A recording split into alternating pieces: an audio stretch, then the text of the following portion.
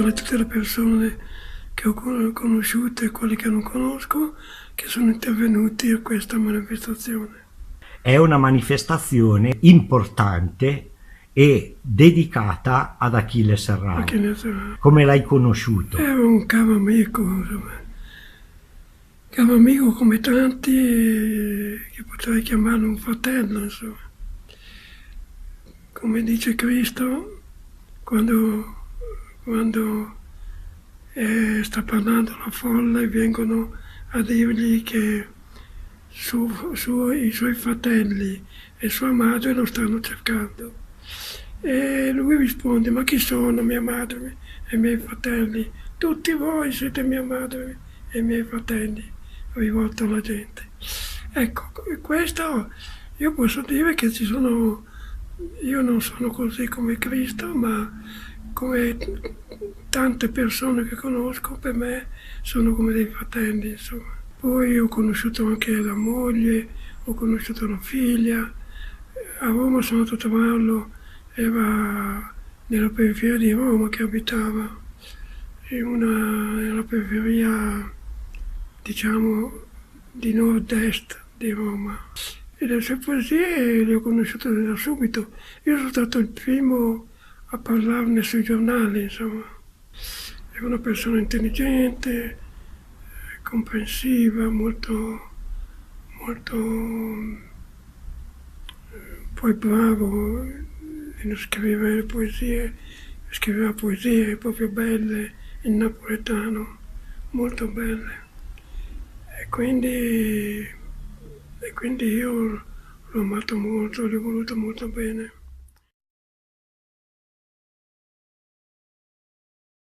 La poesia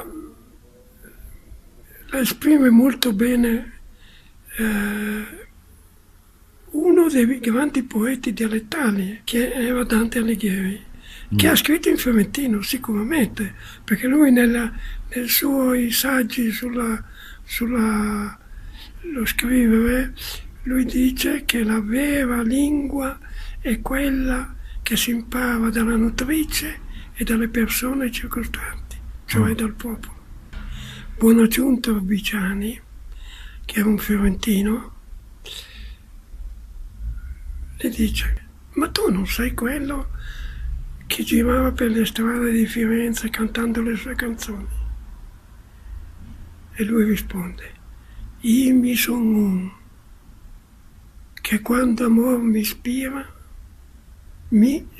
non M apostrofo, ispira, mi ispira, mi alita, mi muove, noto, prendo nota. E ho quel modo che è dito dentro il vostro significando. E questo è una grande cosa. Noi abbiamo tre cose. Uno è il corpo, uno è il pensiero, la testa, il cervello, e l'altro, il terzo, è quello che oggi si dice l'inconscio. Io lo chiamo l'anima. La poesia in questo senso fa parte dell'anima che parla. La poesia è ascoltare l'interiorità. È l'interiorità che dice. Io mi sono un che quando amore mi ispira, quando il movimento d'amore mi muove a scrivere, io ricevo qualcosa che mi stupisce, che mi colpisce, perché non ho mai pensato neanche. La poesia non si fa con la testa, la poesia si fa con l'anima. La parola della poesia è sempre una musica, sempre. La parola stessa è una musica. Chi scrive in dialetto parla delle esperienze che ha vissuto, ma non vengono fuori come lui ce l'ha nella testa, vengono fuori come gliel'è detta l'anima. E glielo dice con la serie, come se fosse una musicalità di quelle parole che escono dall'anima. Io che non conosco la musica bene, cioè ho studiato tanto, sono corso, ho ascoltato tanto i grandi musicisti, ma non conosco le regole della musica. Però ogni volta che ascoltavo la musica, a volte come per esempio Bach, ancora adesso quando lo ripeto, sento la cosa che dice e io l'ascolto e certe volte mi viene da piangere. Quindi il dialetto è come se fosse la musica prima. E anche se non la capisco, mi viene dentro un'emozione fortissima. E questo mi ha colpito molto, più di una volta. E la lingua parlata dal popolo, il popolo che io l'ho ascoltato molto quando c'era la classe operaia, io andavo a parlare con gli operai nelle fabbriche, una volta un operaio mi ha detto una cosa straordinaria.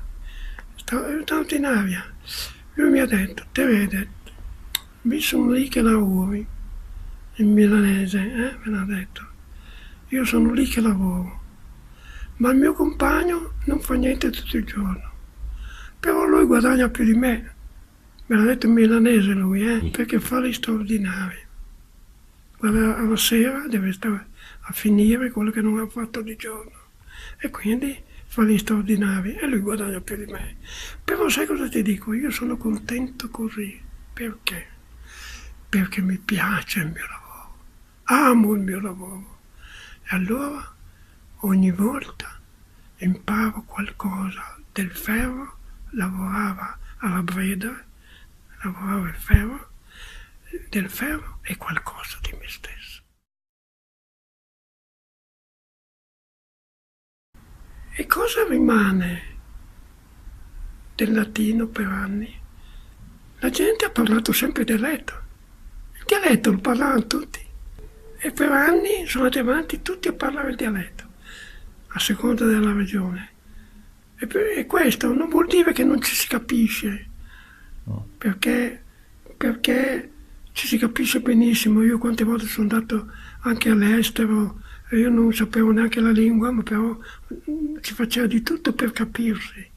E quando con la gente, e allora sì che ci si capisce, perché se l'anima la mettiamo al lavoro ci si capisce. Quando tu, come dire, ti esprimi con la testa, non dici mai la cosa, anche se parli la lingua politica, perché la lingua italiana è una lingua politica. Mentre la gente, il milanese per esempio, del Tessa, non è come il milanese che ho ascoltato io. Perché? Perché la gente ha inventato nuovamente il dialetto, l'ha reinventato continuamente, introducendo anche parole straniere dentro, milanesizzandole. Allora l'arricchimento della lingua avviene sempre e non c'è mica tanta differenza tra il latino. La maggior parte delle parole milanesi sono di origine greca e latina, né più né meno come l'italiano, con una differenza, che passando il tempo aumenta sempre la somiglianza della lingua a quello che è il greco e il latino più che non l'italiano.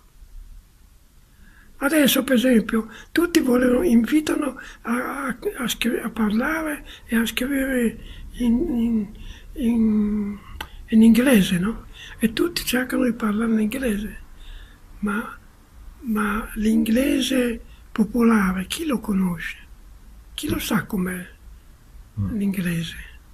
Quando io sono andato in Inghilterra, io avevo studiato inglese e un po' lo parlavo, ma quando parlavo con dei ragazzi veniva fuori un'altra lingua.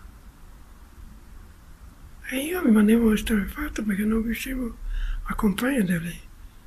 Quindi il dialetto è come se fosse la lingua vera. La lingua vivente, è la lingua che muta continuamente col tempo e con l'arricchimento che avviene durante il tempo.